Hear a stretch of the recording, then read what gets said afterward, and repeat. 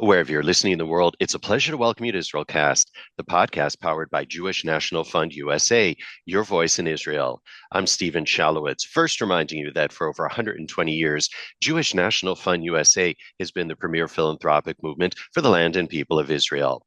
While best known for planting trees in Israel, JNF USA contributes to Israeli life in so many ways, including community development in the Negev and the Galilee, preservation of heritage sites, supporting people with disabilities, connecting high school and college students to Israel, and helping our brothers and sisters in need following the heinous October 7th terrorist attack. To learn more and to see how you can contribute, do visit jnf.org. Once again, jnf.org. Plus, if you haven't done so already, we'd love it if you subscribe, rated, and reviewed us, 5 stars, of course, wherever you get your podcasts. We'd love it too if you shared the show within your orbit. All right, as for this episode, our featured guest is an old friend of the program. He's Ben M. Freeman. Ben is the founder of the modern Jewish Pride movement and the author of Jewish Pride, Rebuilding a People, Reclaiming Our Story, The Pursuit of Jewish Pride, and his third book and the latest in the trilogy is now out, and that will be the focus of our conversation. It's titled The Jews and Indigenous People, and indeed you can pick up a copy wherever you like to buy your books. Now, Ben is a Holocaust scholar with nearly 20 years of experience. He gained international prominence during the Corbyn labor anti-Semitism crisis and is recognized as a leading Jewish thinker and public intellectual. He ranked number 8 on the inaugural 2023 25 Young Visionaries list by the Jerusalem Post and JNF USA. Ben also serves as a Jewish diplomat for the World Jewish Congress and writes a column for the Jerusalem Post.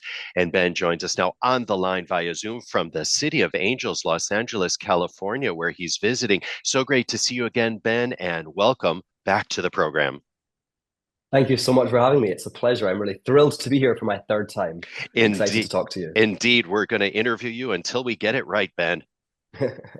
Third time's a Exactly. charm. You're a Ben Bite. You're literally a Ben Bite, right? Yes. You're always welcome here on Israelcast, and there's always so much to talk about with you. And first, I do have to congratulate you on the book. Once again, it's called The Jews and Indigenous People. And I'd really like to start our conversation, Ben, by having you define what an Indigenous people means. So first of all, thank you for this opportunity to even define the term, because I think that one of the issues that we face with regards to the concept of Jewish indigeneity is that most people misunderstand what it means to be an indigenous people. They root their understanding in kind of a post-colonial framework. They also really root it in a genetic framework.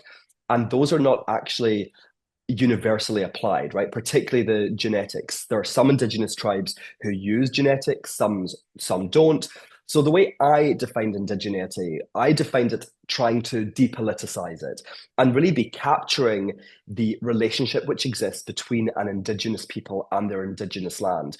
And I didn't want to, again, be rooting it in a post-colonial framework. I didn't want to be rooting it in the ideas that indigenous people are inherently oppressed or had to be first in a land or, were primitive, as an example. So I'd like to actually read you the definition that I propose in the book, because that is, I think, the best place for us to start. An indigenous people are a group whose collective identity began in one specific land, and it is in that land they remained rooted, either physically, spiritually, or culturally. This is their home and is where they originated, developed, and continue to be fixed through a connection to the environment and natural resources, living systems, culture, and practice as a people, irrespective of their sovereignty in the land. So that is how I define indigeneity. Right. And throughout the book, you point to the fact that the Jews, we are the indigenous people of the land of Israel. And there's certainly no shortage of historical evidence and archaeological finds that would point to that. Absolutely. And I think that is the extraordinary thing about Jewish history. And one of the reviewers of the book said this, and I've kind of stolen it because I really liked it. And they said Jewish history is not about belief, it's about fact. And that is true. We are engaging in a historical study. And that includes, of course, understanding the Torah, understanding the ancient Jewish texts, but there's so much more to it. Exactly as you say, there's immense amounts of archaeology, and also there's epigraphic evidence which comes from other people. So the first mention of the word Israel in history was on the Merneptah stele from 1208 BCE, and this commemorates Pharaoh Merneptah, an Egyptian pharaoh's victory over specific people, and we are mentioned. And it's fascinating because the hieroglyphics used are not the same as the hieroglyphics used to describe Ashkelon or other places because they're city states and that's how they were referred to. The ancient Israelites were referred to with the hieroglyphic the hieroglyphic. I know I can't think what you call them. The pictures, let's say. You mean cuneiform? Yes, exactly. With the images of people. Because so at that time, we know by 1208 BCE, we were either nomadic or semi-nomadic. And this is history, it's fact. And I think there are Jews who kind of, and maybe we'll talk about this, who understand Jewish history through the kind of lens of religion. And I think that we should move away from that. And it's history, and the evidence is extraordinary for this. And this book, in some ways, was quite easy to write because there's so much evidence.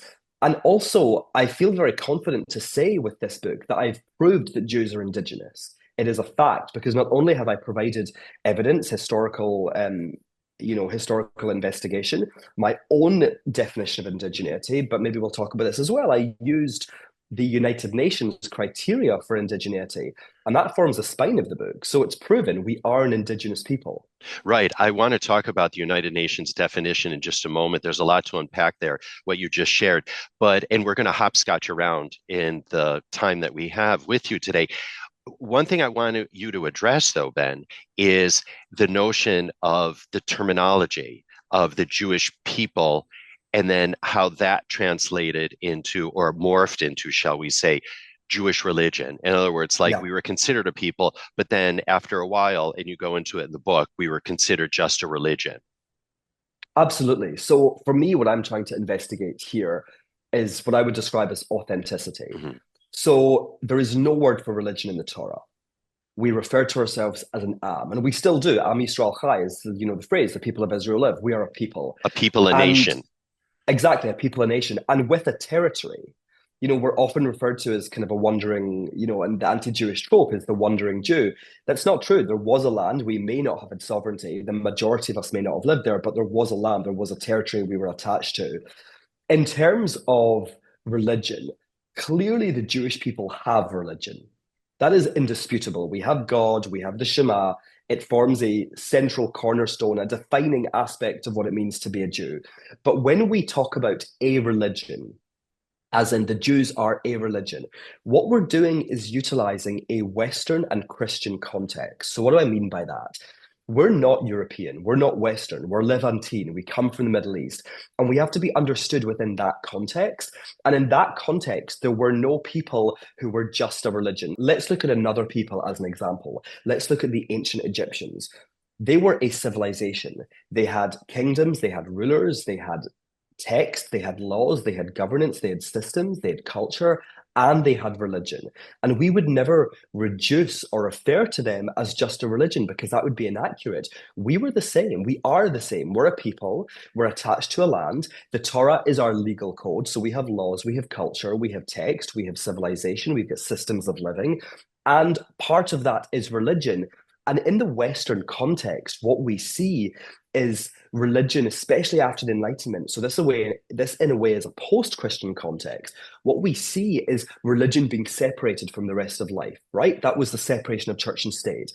That you cannot do that as Jews. Even the notion of being a secular Jew is a little bit problematic because you cannot, even if you're a Jew who does not believe in God, does not engage with God, you cannot separate God from Jewish life. My father passed away 8 years ago, and I say Kaddish for him in his yard site. The Kaddish, the translation, is all about exalting God. So we have to be understood through our own context. We cannot be utilizing a foreign context which does not fit. And ultimately, what I'm calling for in this book is a 180-degree reorientation of Jewish identity. So acknowledging religion, of course, acknowledging God, but rooting it in our context, not the European context, not the Western context, which separates out religion. So again, we're a people, we're an Am, we're a nation, and we have religion. And that's quite different from being a religion. Then there was a quote actually many quotes that I underlined in your book, but one in which I want to share with you and for you to respond to for our dear listeners. And you wrote here, quote, while there were always Jews living in our land, and while Jews always returned home, we should value the efforts of our ancestors in exile. They were the ones who, despite being cut off from the life source that was the land of Israel, kept this tiny collective alive. It is their commitment to Jewish life, Jewishness in the land of Israel, that made modern Zionism possible. Were it not for their commitment, work, and effort, there would not have been a people to return home. We would have ceased to exist. Zionism and its achievements, the state of Israel, stands upon their shoulders, unquote. And Ben says, Absolutely. And I think it's really, I think we have to, as historians, as people who are investigating our history, investigating our story, we should be able to critique. And as part of the early Zionist narrative, we saw some of, as an example, we saw the notion of muscular Judaism being created by Max Nordau, right? And this was the idea that Jews were strong and powerful, and we were going to replace the weak diasporic Jews. And I think that's a little unfair. We're part of a people, we're part of a historical continuum. And of course, we do stand on the shoulders of diasporic Jews because they were the ones who preserved Jewish life, who preserved the connection to the land of Israel. And that really is the whole point of indigeneity. It's a continuous relationship. It's not just ancient. And absolutely, how could there possibly have been Herzl or Chaim Weizmann or Ben Gurion or Golda Meir, any of the other great Jewish Zionist leaders that we had, if the diaspora was not retaining its central focus, central identity? So it's not about creating divisions. It's not about creating hierarchies or diminishing one group or the other. We decolonized our land, we decolonized our land in 1948, but that was only possible because of the efforts of the diaspora. And even now, Israel exists with support from the diaspora. After October 7th, hundreds of millions of dollars were sent by the diaspora. People from the diaspora go and they fight in the Israeli army. They have done service work in Israel since October 7th. And people like you and me, we devote our lives to talking about Israel and to spreading awareness of it in the diaspora. So this is a relationship which exists, and we don't want to be creating an idea that one part is unimportant as an example. And certainly we don't want to be diminishing and disrespectful to the generations of Jews in the diaspora who did retain their connection in very challenging circumstances. Let's remember, it was not easy for them to be Jews. It was not easy for them to retain their difference, their specificity, and their attachment to the land of Israel. But they did because they understood that that was what defined us as a people. So they retained that, and on their shoulders we stand today. yeah, well said. I want to talk about the United Nations right now. You referenced their definition of indigeneity a moment ago, and I want to go there right now with you because, again, as you point out in the book, on the 13th of September 2007, the UN adopted the Declaration on the Rights of Indigenous Peoples, consisting of 46 articles designed to protect the rights of indigenous people worldwide. But somehow Jews aren't included. Arabs are considered the indigenous ones in the land of Israel. Ben, weigh in. Yeah, it's an extraordinary thing. And what it comes down to is Jew hatred, because the United Nations, so they have their declaration, which guarantees rights, but they also have a system to identify Indigenous people. And there are 7 criteria that they have created. And it's interesting because they acknowledge that the Indigenous experience is diverse. That's why they don't define indigeneity, they identify it. Wait, what's the But difference then, Ben, between defining and identifying? well, defining would be a very clear, kind of narrow definition, a short paragraph like I gave you at the beginning. Identifying would be to offer, I guess, ways to recognize. So as opposed to saying this is what Indigenous people are, it's saying these different components exist and they can be used to identify Indigenous people. So I guess it's that it's more loose. It's affording more nuance and recognizing diversity because the Indigenous experience, you have people from the United States, from Canada, but you've also got people from Greenland, the Inuits, you have the Sami people from the Scandinavian countries. So it's a hugely diverse experience. So to use a quite a narrow definition, even though I offered one that was depoliticized in their context, they obviously felt they couldn't. They had to create these broad brushstrokes, which would say these are aspects of the Indigenous experience. But those aspects fit who we are. They could have been written about Jews. And it is extraordinary that the United Nations does not identify us as Indigenous. And the reason they do that is because of Jew hatred.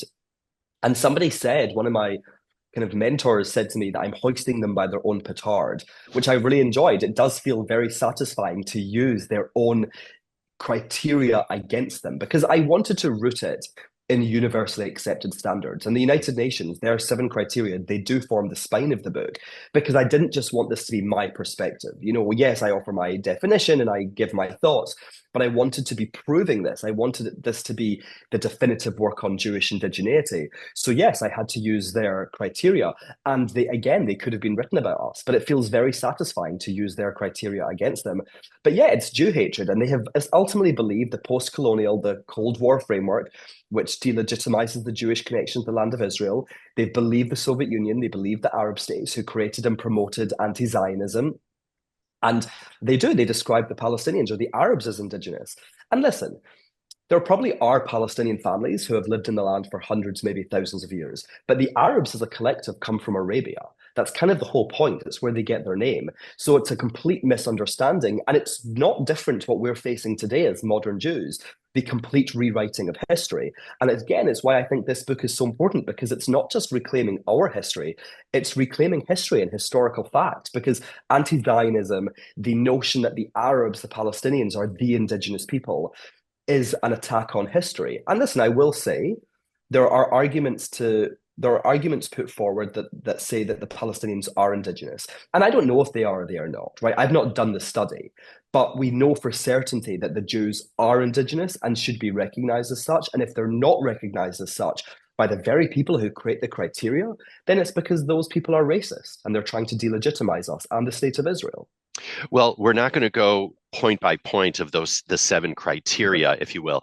I want people to get the book, but we'll touch on the general ethos of those 7 points for sure. And I want to pick up on this notion that it's a ridiculous notion that Indigenous people are always oppressed, because you point that out in the book. Absolutely. It's the racism of low expectations. Yeah. And a lot of people, in the introduction of the book, I have a section titled Jews Against Jewish Indigeneity, because I did politics and you always want to head people off at the pass. And I wanted to recognize it. And there are people who simply do not understand. There are Jews who do not understand indigeneity. And one of them that I quote in the book talks about when Jews identify as indigenous, they're appropriating the indigenous struggle. Mm-hmm. And what does that mean? Of course, colonization, struggle is often a part of the indigenous experience, but to argue it is inherently so, that's problematic because what about resilience? What about strength? What about culture? What about religion? What about practice? What about those things being the defining part of the indigenous experience, not oppression? And there's also people who root their understanding of indigeneity solely in the idea of genetics. And again, I speak about that in the book and I unpack it. But it's often these ideas are rooted in ignorance and the racism of low expectations. Indigenous people, like the way we speak about the Jews, are survivors, people who often experience colonization, or people whose indigenous civilizations have lasted for thousands of years. That's to be celebrated. That's to be respected. It's not to be looked down on as, the poor indigenous people who are always oppressed, because it often always goes hand in hand, or it often goes hand in hand, rather, with the idea that they're primitive.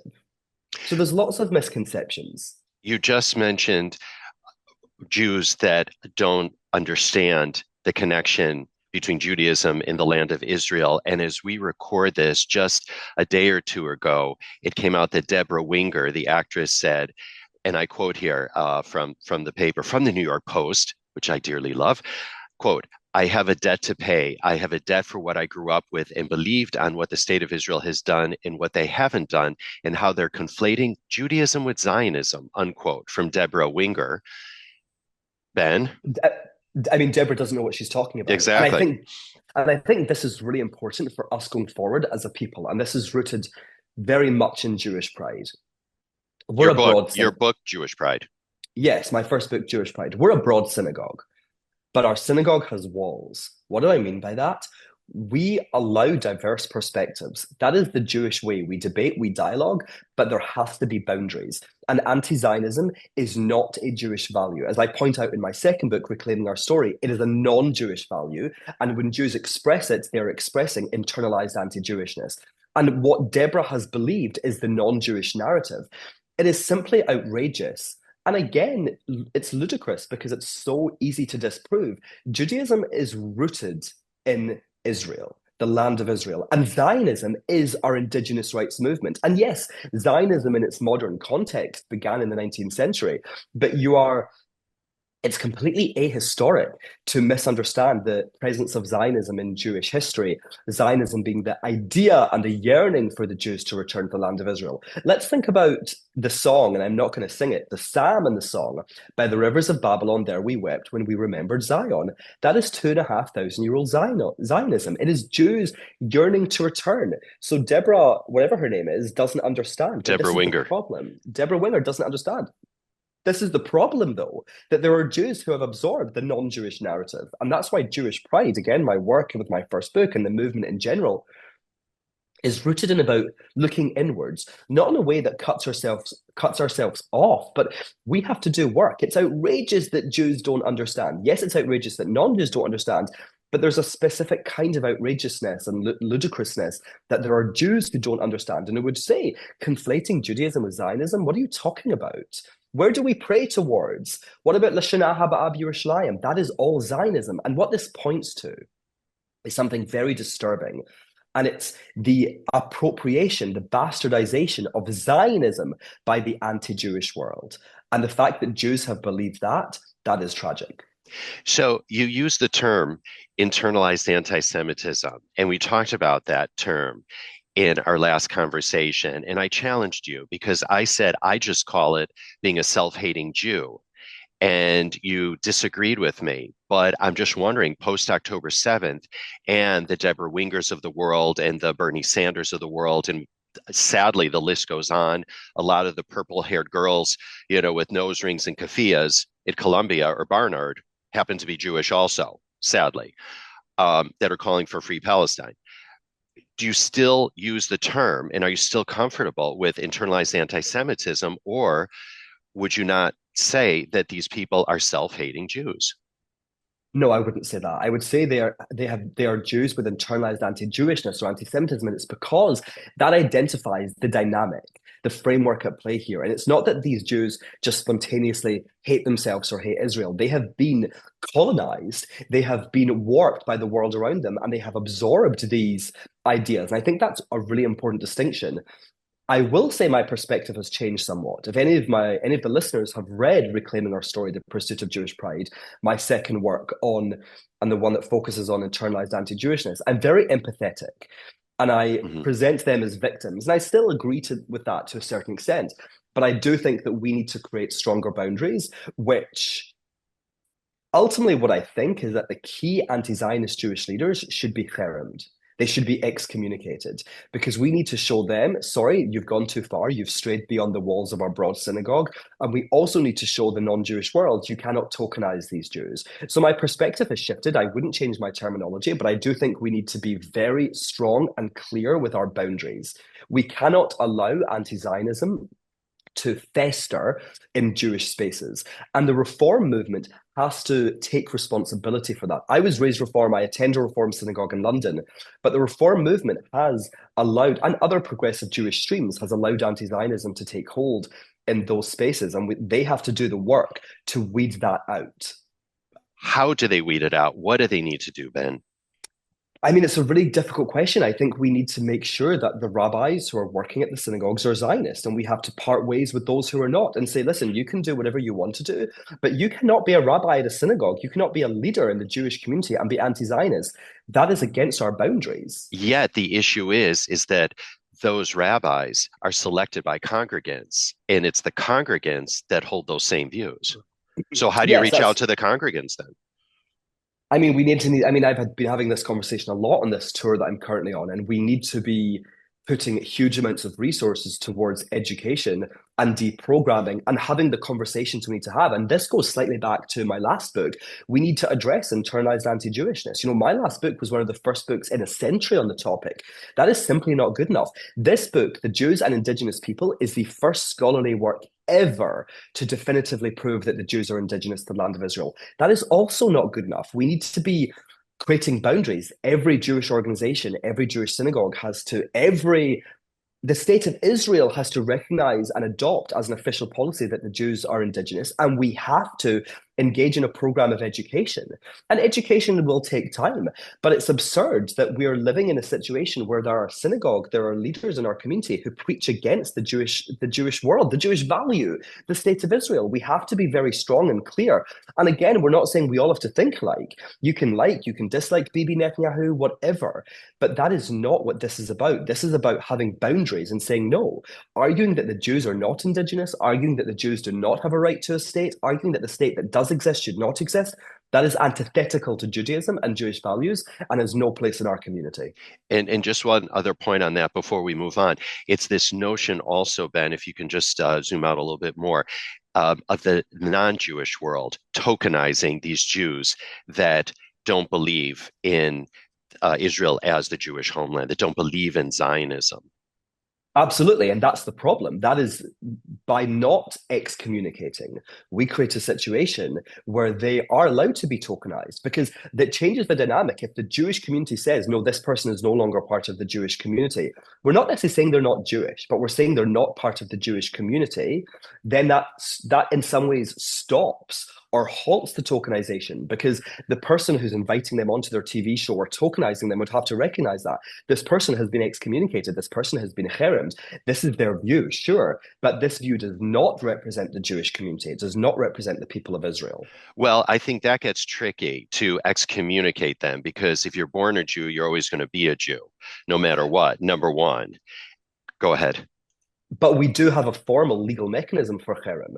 This is not a term I've made up. This does exist in Jewish law. So we'd have to be going back to the letter of the law and understanding that, but it does exist. There have been Jews who were cheremed, excommunicated previously. I understand. And then the second point that I was going to make is that, frankly, that purple-haired girl with the nose ring and the keffiyeh at Barnard, who happens to be Jewish, frankly, if she is excommunicated, I don't think that she would care. No, she wouldn't care, but it's about making a statement. Mhm. I agree with you. She probably wouldn't care, but it's about making a statement. It's about making a statement to the Jewish world. It's about making a statement to the non-Jewish world. These are Jewish values. And again, we allow diversity. We love debate and dialogue. But if you go beyond this point, you're no longer part of the Jewish community. We're sorry. And there is legal mechanism. And I know it's tricky because when the legal mechanism was being enacted, there weren't the various streams, right? It was the Jews and we had the legal courts who were deciding. Now we have Orthodox, Reform, Liberal, Conservative, all of these different streams. So it is tricky. I'm not saying it's not tricky. I'm also not saying that it's actually practical, but that is something theoretically that I would like to see happen because we need to make a statement. Sorry, it is not possible to be a proud Jew and to be anti-Zionist. Those two notions are antithetical to one another. Well, and I think the point that you're making really is that we Jews that do believe that Israel is the homeland, the ancestral homeland of the Jewish people, those of us that are Zionists, I think that we need to call out those that are not having the same belief. And we need to tell the non-Jewish world that Yes. those beliefs are really fringe beliefs and do not represent the Jewish people. That's really what you're saying more than anything else. Yeah. Because I have not, Absolutely. I'll tell you, I have non-Jewish quote unquote friends, acquaintances that have been very critical of Israel since October 7th. And they like to use those Jews as tokens. And I have to keep explaining to them who these people really are indeed. Well, I think it does go back to education, Ben, and something that you did point out in the book is this notion, and it needs to be said, that the Jewish calendar is absolutely replete with key Jewish holidays, nearly all of which originate from the connections the Jewish people have to the land of Israel. And I'd love you to weigh in on that. Absolutely. And this is the thing about the Jewish people. We are indigenous. What we have to do is activate it in our own minds and begin to incorporate this concept into our understanding of ourselves. Because, absolutely, as you say, our calendar is lunar and it is solar. It's not just lunar, actually, it's lunar, it is solar. It is rooted in the seasons of the land of Israel, the agriculture of the land of Israel. That is the connection. And then, yes, our festivals, Rosh Hashanah, Pesach, Shavuot, Sukkot, Tu B'Shvat, they're all connected to the literal land. Rosh Hashanah was the beginning of the agricultural year. You have Sukkot, we have Pesach, Shavuot. They were literal agricultural holidays. Pesach is said to be the fusion of two ancient holidays. One was celebrated by shepherds and one was celebrated by farmers, and there was sacrifice, and that's why we have the lamb being sacrificed, and we have the matzah, because we have the shepherds who were making a sacrifice of wheat to ensure the harvest was good. We have the farmers who were doing that. We have the shepherds who were sacrificing a lamb to make sure that their lambing would be successful. I'm not a farmer, obviously, so I'm unfamiliar with the correct terminology. You're a city But boy. I'm a city boy, exactly. But this is the thing, it's all about the land of Israel. Think about Well, it the was also direction. about the exodus from Egypt, though. But that was a later development. That was a much later development. The original Jewish holidays, or the original ancient Israelite holidays, were not about the Exodus. That was part of the creation of kind of the evolution of Jewish identity. Because we're talking about an ancient people who existed before Judaism, before the way that we understand our lives today. But they're our ancestors, and they are the cultural ancestors. So the lives that they were leading, they were taken and they evolved and were used to therefore create the holidays that we have today. So that's the origins. Of course, the Exodus is what it's about today. That's not how it began life, though. One of the big examples that I always like to point to is the prayer for rain that we say. We're not Yes. praying for rain in New York City. We're praying for rain in the land of Israel, and we introduce that in the Amida from Shmini Atzeret until Yes. Pesach, until Passover. Yes, absolutely. I'm from Scotland. Can you imagine how insane it is for Scottish people to be praying for rain? That's absurd, but we do. But You we should be pray praying for for sunshine and yeah, dry we weather. do. Yeah. Listen, that's the very least. We should But be I want to praying for tell you no something, rain. Ben. When I was in Edinburgh years and years ago and it was rainy, someone said to me, yes, it rains, but that's what keeps everything green. It's true. My brother always says that, but still, I would love it not to rain. I would be take a little bit less green for less rain. But you're absolutely right. We pray for rain, and we as Jews, the systems that we live by Yeah. began in the land of Israel. Even the Torah. Of course, you're speaking about the calendar, which is a huge example. But the Torah. Listen, we frame the Torah as a religious document. That is one interpretation. It can also be viewed alongside, and this is not either or. It can also be viewed alongside as our legal code. Is a And I political was document. Absolutely. And I was given a book by a friend in Toronto and this book is every single law in the Torah. And it's fascinating because, yes, you think of it as religious and those ones are there, but it's also about tax, it's about borders, it's about sovereignty, it's about society, it's about policing, it's about governance, because it's our legal code. And as Jews in the diaspora, our lives are still governed by it. And that's not to say that every Jew follows it in their day-to-day lives, but that you don't have to. It's not about us as individuals, it's about us as a collective. And there are Jews whose lives are still governed by the Torah, even if they live in New York or Scotland or wherever. And that's extraordinary. We have to take a step back. And I think as Jews, we have to inject a little bit of awe and wonder into our identity and into our relationship with Judaism, Jewishness, and Israel, because we are extraordinary. The fact that we are sitting together in North America having a conversation in 2025 about the Jewish connection to the land of Israel is itself an extraordinary thing. It's a miracle. And again, it goes back to the wonderful point you made about us standing on the shoulders of those who came before us in diaspora, or indeed now in the state of Israel.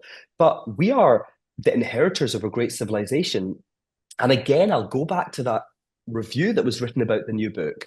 And it was Jewish history is not about belief. This is about fact. We are a tangible group of people. We are specific. We are different. We have very specific customs and culture and laws and governance and ideas and values which govern our lives. And they all stem from Israel because even if they were created in the diaspora, and of course, people talk about the Babylonian Talmud, which is absolutely appropriate to do so, but the Babylonian Talmud is still thinking about Israel. It's still thinking about, okay, we're not in our land, so how do we govern ourselves? How do we live our lives? But also, a lot of it is still to do with life in the land of Israel. It's all about Israel. And I don't say this, lightly. It's just a fact. Again, I'll say again, Lashana Haba Yerushalayim. We have Jews in the diaspora saying next year in Jerusalem, but let's think about it in a little bit more tangible. We have Jews in the diaspora who chose to go and live in Israel. Jews in the diaspora today who go and fight for the Israeli army. And a point which I found incredibly moving, Jews in the diaspora, which are buried with bags of soil from Israel. That is extraordinary. And that is such a wonderful, beautiful, moving manifestation of our indigeneity. And again, it's all happening in this conversation, we've not spoken about anything new. We've spoken about Jewish culture, Jewish practice, Jewish history. So, again, what we as Jews need to do is activate it in our minds. We have to see ourselves as Indigenous and incorporate it into our self image and our understanding of the Jewish people and, again, our relationship with the land of Israel. Ben, when you said that there are Jews that still live by the Torah, I think it's important to point out that Shabbat, the Sabbath, is in the Torah. And it's been Absolutely. said that the Jewish people, it's not that the Jewish people kept Shabbat, it's that Shabbat kept the Jewish people. And that's exactly it. And that's how we have remained a separate, distinct, unique people, is because we have been bound by our practices. You're absolutely right. If we stop keeping Shabbat, if we stop doing all of those things, then what makes us Jewish? Now, I'll speak a little bit about my own personal life here.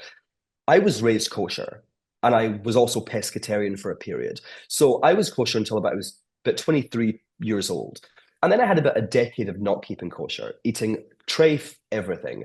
And then I thought one day, I was like, what is my Jewish practice? And at that point, my Jewish practice was my work. It was my books. And I thought, no, this is not good enough.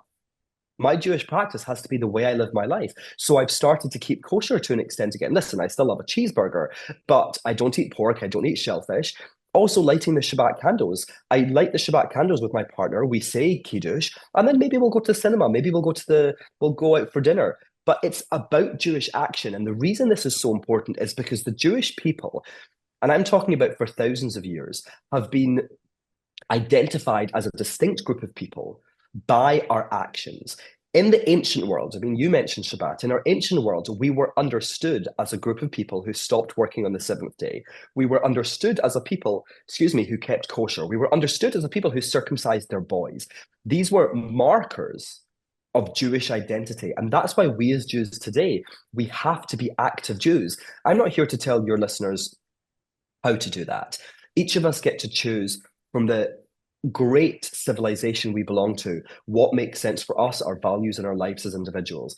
But we have to do Jewish. It's vitally important that we are actively engaging with our Jewish identity. And I think also the framing or the reframing of Jews as a people rather than a religion opens this action up to people, because this is not about religion. This is about you engaging with your people, engaging with your civilization, engaging with your heritage, but also engaging with the future, because we will be remembered as Jews who did what other generations did, which was root ourselves into our Jewish life and defended ourselves that way. We have to remember that Jewish pride, Jewish action, Jewish joy, they're all forms of resistance. They're not just forms of resistance, but they are also forms of resistance. Meaning, when we light the Shabbat candles, we're saying to the non-Jewish world, no, we are distinct. We are proud to be Jewish. We're proud to be connected to our indigenous land, and we will not allow you to warp or change us so that we become palatable. We are who we are, and we are proud of it.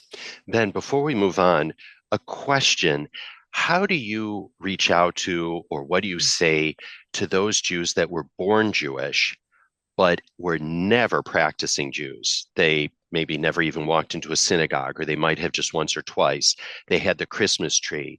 They've married someone that isn't Jewish, and they're embracing the mother's heritage for the children. I'm thinking of someone in particular right now who I'd rather not say who it is, but someone that I know that was raised Jewish, was born Jewish, not raised Jewish, married a Chinese woman, and the kids are being very much exposed to Chinese culture. And by the way, as you know, I have a very strong China background myself, Absolutely. so I'm not criticizing the Chinese culture by any stretch of the imagination. That was my whole academic background. I lived there many years.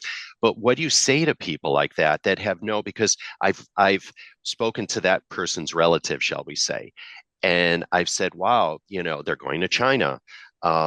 And they're teaching the kids Chinese. It would be nice if they learned something of their Jewish heritage. Well, he didn't grow up Jewish, or he didn't grow up practicing, and he doesn't really know. So how do you address that, Ben? I would address it by reframing Jewish identity. And I would say, I would imagine that this person thinks Judaism is their religion. But if we reframe it and talk about peoplehood and heritage, then actually to be Jewish becomes being the same as Chinese, as in two people who are distinct, who have their own heritage, who have their own civilization. And I would ask the person, why are you prioritizing one of your children's heritage over the other? And that's the reality. You said it when we had our discussion about cherem, right? And you make a good point. A Jew is a Jew. If you're born a Jew, you are a Jew.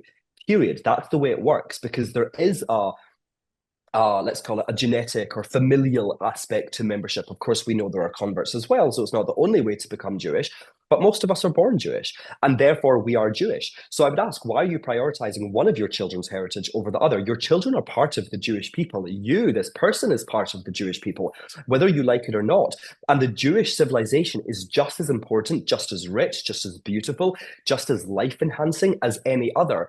And you're doing your children a disservice by not exposing them to that. Listen, it's okay to expose them to both. That's beautiful that they can say, I'm Chinese and I'm Jewish, and this is the two cultures and civilizations that I belong to. But I also know people like this, and I think that they do a disservice, but I also think they fundamentally misunderstand Jewish identity. You're part of an indigenous people. You're part of an a people. This is not a religion. There is religion, and that's part of it, but that's not the kind of backbone of what this is. There's a culture, a civilization, and your children have as much a right to investigate that, to feel connected to it, as they do to their Chinese heritage. And the question I would ask is, this depends on how the conversation goes, but if they were maybe combatant or they didn't agree, I'd say, do you think that Jewish culture is less important than Chinese culture? And that's a difficult question. We have to, when we engage in these dialogues, we have to be kind, we have to be respectful, but we also have to, I like to call it a bullseye. We don't want to talk around it. We want to get to the part of the conversation because that's what this is. This person, I imagine, listen, I cannot make a judgment on this person, but based on what I know, what I imagine is they don't understand Jewish identity. They think of it as a religion, and they also think it's less important than other forms of culture, i.e., Chinese. And I think we have to challenge that and say, no, it's just as important. It's just as wonderful. And I do think our community should make more effort to make the children of mixed marriages feel welcome and feel able to exist in their duality. That's a slightly separate conversation. But they're denying their children their heritage, which is a great tragedy. And just as tragic if they denied their children their Chinese heritage. Well, speaking of culture, one of the pillars from the United Nations in terms of their definition of indigeneity is distinct language, culture, and beliefs. And we Yeah, can't have this conversation without talking about Hebrew and the Hebrew language. And it's quite remarkable when you think about it yeah. that in ancient language, I mean, cuneiform, people had to decipher it in ancient Egyptian and so on. And the list goes on. Yet Hebrew, this has been a continuum for how many Yeah. thousands of years? I mean, it's really remarkable. And when you think about modern Hebrew and how that developed based on the roots of ancient Hebrew, or even borrowed words, let's say, it's really astounding, isn't it, Ben? It is, and this again goes to the awe and the wonder. Yeah. So I was in Israel in July and August with my partner, and we were there for vacation. It was not work.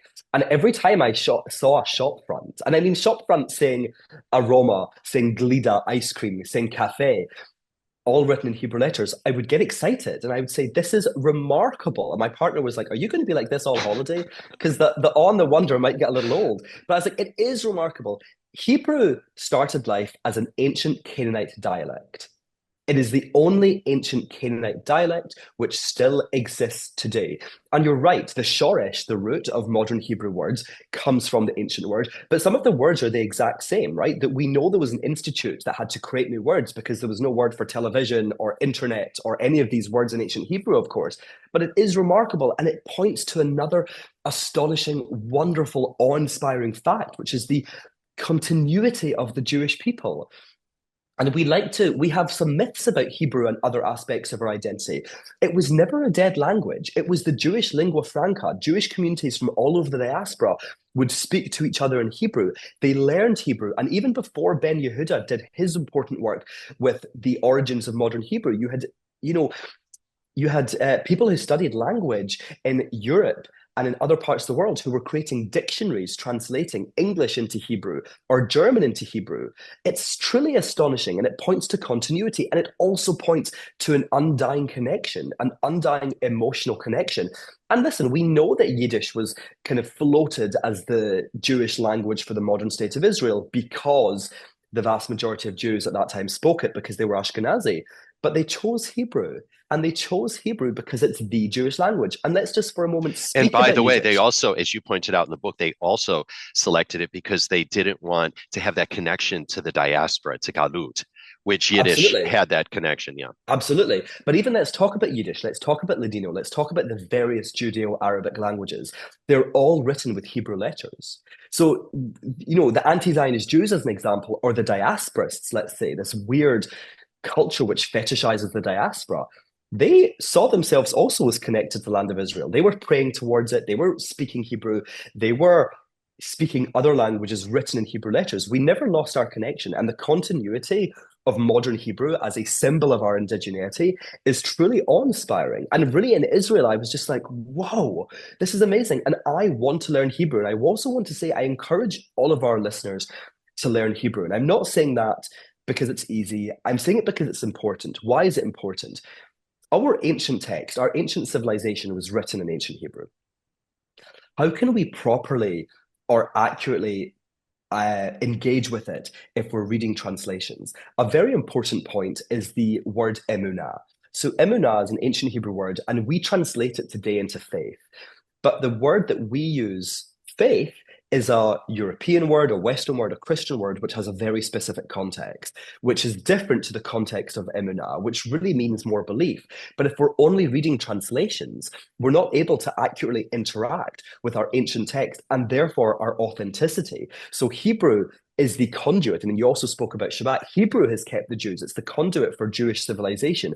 And we as Jews, whether we live in Israel or the diaspora, should have an aspect of literacy. But yeah, being in Israel and buying Glida, buying ice cream written in Hebrew letters was truly an amazing, amazing experience. Indeed. In the book, you also have interviews with Jewish voices from across the diaspora. There was one native Sabra, a native Israeli, in each of them. And we don't have enough time to go into each one of those interviews, but I would love you to share the story of Yafa.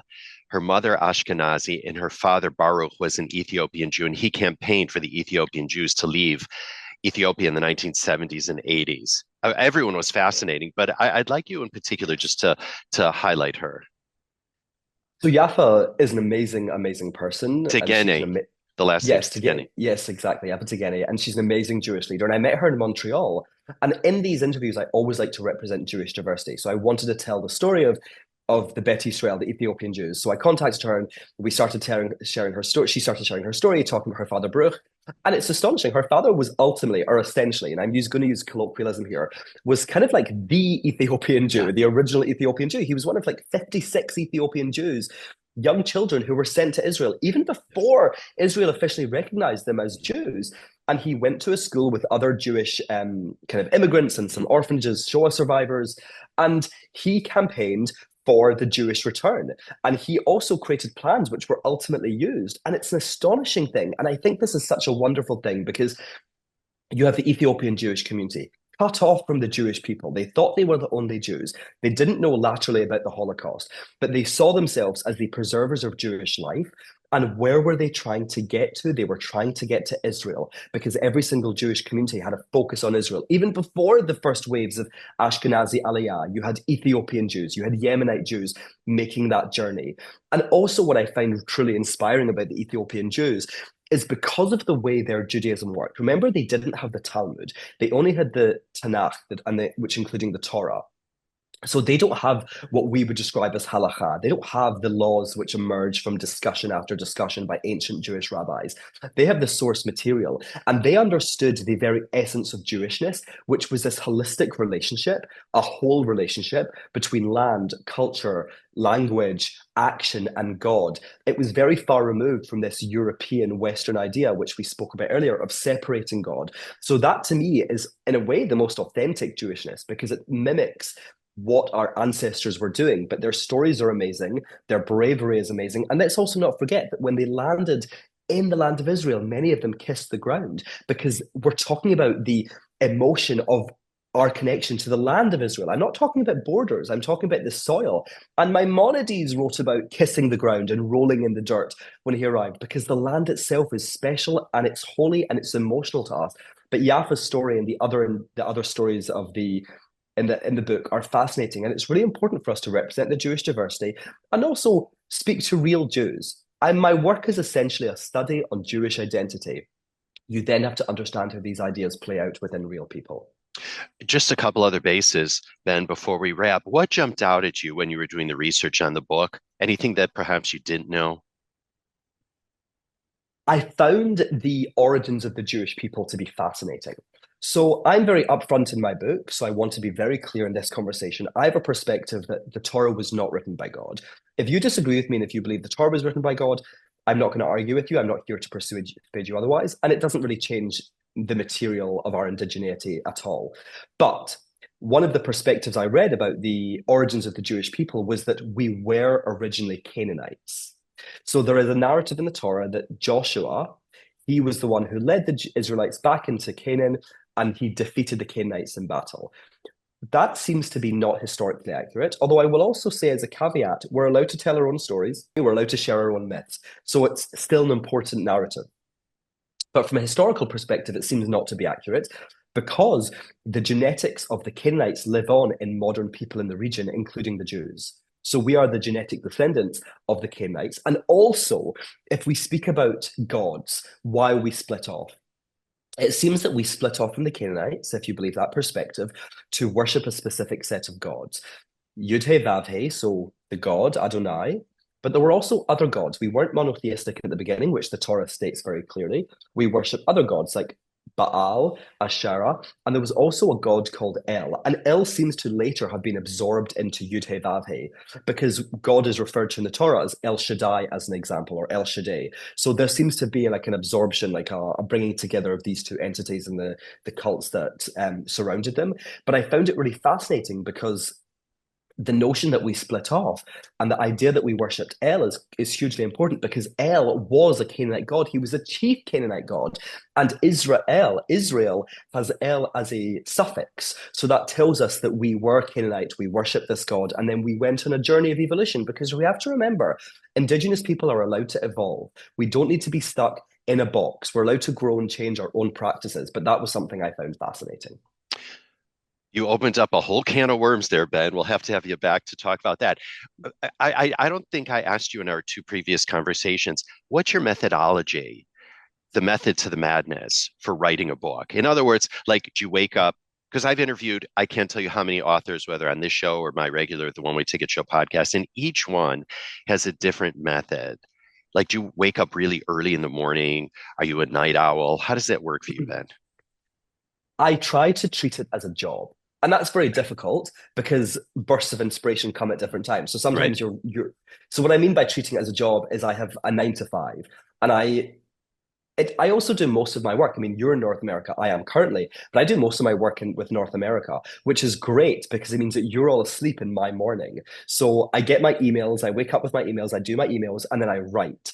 And I'll write until maybe about 3 or 4 p.m. And then the end of the day is when I'll try and have my meetings, try and have my, emails again with North America. But I try to treat it as a job, but it's quite tricky and it does impact your self-esteem and your mental health because you set these hours for writing, and there are days that you simply cannot write, particularly after October 7th. I mean, people have to remember, I started writing this book 2 years ago, so 6 months or so before October 7th. But that period was mostly research. The bulk of the writing took place from October 7th onwards. And that was a very difficult period. I felt very lucky to have a book to kind of retreat to and do work on that was away from the news, away from social media. But sometimes I wasn't in an emotional state to write. Sometimes they just didn't come to me. And sometimes you would get ideas at 1 in the morning. So what I do is I have my phone next to my bed. I make a note of my ideas if it's late at night and I leave it because otherwise you just remunerate on them. You can't do that. But for me, you have to treat it as a job. And the thing about being a writer, young people ask me, and I used to teach and they'd say, how do you become a writer? You have to just write. You have to do it without without ego because no one sees it until you choose to show it to someone. So you're allowed to refine it and work it over until you feel comfortable. But yeah, for me, I have to treat it as a job. But it's a huge amount of research. I mean, what I'm particularly proud of this book is the enormous amount of research. I mean, there's over 800 references, and they really only apply to about six or so chapters. So it was a huge piece of work. But yeah, it was. I had to treat it very seriously and give myself schedule. I also am someone who just needs structure. That's just how I am as an individual. So you were born and raised in Scotland, you lived in Hong Kong, you travel the world, but London is your home right now. So I really can't have you on the program without asking you really what Jewish life in the UK is like today, Ben. I mean, it's I, difficult everywhere, but what about the UK? What do you have to say about that? I think it's certainly been a challenge. What we have seen is the same as what we've seen everywhere is, I think, a resurgence in Jewish life and Jews who are coming to their Jewish identity and incorporating it back into the center of their lives. But it has been tricky. I mean, I'll be very open and honest. I'm a visible Jew. I wear a Magen David Nachai, the same necklace as here. I wear a kippah. I wear a yellow ribbon when I wear my coat. And I felt vulnerable at times. I've certainly felt nervous. I've felt vulnerable. I continue to do it, and that's a choice I make because I want to take up my space as a Jew. It's also been the case that the city of London hasn't always been free and open to the Jewish people. What do I mean by that? We can't necessarily, or I can't necessarily go into the city centre when there's a march. And for a period, those marches, those hate marches, which let's call them what they are, those hate marches were happening every weekend. So it does impact your life in quite a real and tangible way. Also, of course, you walk around the streets and you see Free Palestine, you see graffiti, you see little stickers saying Israel's an apartheid state. So I pull them down. But what we've seen is Jewish strength, Jewish pride, Jewish resilience, but it has been hard. It's the same as it's been hard everywhere. I mean, what's happening in Canada, Australia, all over, of course, United States and America, in Europe and South America, it's been appalling. It's been absolutely appalling. And we should think it's appalling and we should think that we deserve better and that this is not good enough. And also, we should remember that we've done nothing wrong. We're a proud, wonderful people. We're a miracle that we're still here having this conversation. We're an ancient civilization and we've done nothing to deserve the treatment that we get from the wider world. You don't mind my asking you your thoughts on the BBC? I will be very open about my thoughts on the BBC. I do not pay my TV license. I've opted out of that because I think the BBC should be defunded. I think it's become a mouthpiece for Hamas. It's been taken over by liberal thinkers and liberal thinkers in today's context, not traditional liberalism. And yeah, it's deeply anti-Israel. I mean, that documentary they made where they paid Hamas is astonishing. They wouldn't use the word terrorist, even though Hamas is a terrorist organization as prescribed in the UK. It's absolutely outrageous. I do not think that any Jew should pay their TV license. So, Ben, the book is called The Jews and Indigenous People. This is the third book in the trilogy. What's next for Ben M. Freeman? I think what I would like to do is do a PhD because I've really enjoyed writing this book and it is absolutely my most academic book. You've read all my work, you've Yes. seen it become more academic over time. And listen, when I say academic, I'm talking about my research, my thinking, but I want always my work to be accessible. But I think I would like to continue my own development and study more and get a PhD and then turn my thesis into another book. But honestly, what I want to do is continue writing and thinking and hopefully improving and benefiting the Jewish people in any way that I can. And we know that you are going to because you've done it for Thank so you. many years already. And really, there is just so much wisdom in each one of your books. And this latest one in the trilogy, as we mentioned, is called The Jews and Indigenous People. You, our dear listeners, can pick up a copy wherever you like to buy your books. And I certainly recommend and suggest that you do so. Ben M. Freeman, it's always a pleasure. I always learn so Thank much from you. you. And it's great to have you on this episode of Israelcast and look forward to round 4. Thank you, Stephen. Thank you for having me again. All right. And we'll have info about Ben on the show notes page of this very episode on our website, jnf.org/Israelcast. And of course, we do release new episodes of the show every other Wednesday. Not sure why you would ever want to miss an episode. So do subscribe to us wherever you get your podcasts. Simply search for Israelcast. And don't forget to rate and review us because that really helps with our rankings, which in turn make it easier for more people around the world to find us and to hear from extraordinary people like Ben. Or you can always enjoy the show, of course, by visiting us at our website. Once again, it's jnf.org/Israelcast. Now, it takes a whole moshav to put Israelcast together. For that, we thank Vivian Gross Grossman, Stefan Oberman, and J.D. Krebs. And our editor is the one and only Jay Rothman. And the music that you hear at the top until the program is titled My Eden. It's by the very talented Rafi Malkiel from his album Water on the Tzaddik label. Israelcast is powered by Jewish National Fund USA, your voice in Israel. For more info about JNF USA, do visit jnf.org. And if you'd like to write to us with story ideas or just to say howdy, I know Ben would love to hear from you, wouldn't you, Ben? Absolutely. All right. And I'd love to hear from you as well. So do email us, email both of us and the whole team at israelcast@jnf.org. Meantime, I'm Steven Shalowitz. Thank you for tuning in and looking forward to having you join us on future episodes of Israelcast.